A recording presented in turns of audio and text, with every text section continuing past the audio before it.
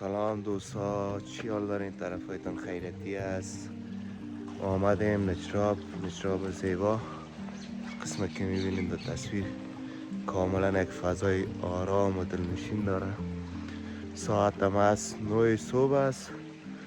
دیگه هیچ دل آدم نمیشه از خواب بیدار شه، خصوصا از این دور از کابل بیری با یک آب و هوای بسیار متفاوت روبرو میشی.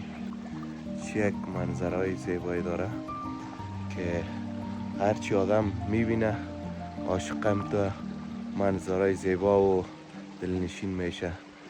دیگه ما هم بیدار شدیم، دیگه کم کم آماده میشیم. دیگه بچه هم آماده شد و بخیر بریم طرف آبشار نجراب که زیاد تعریفایش شنیدیم.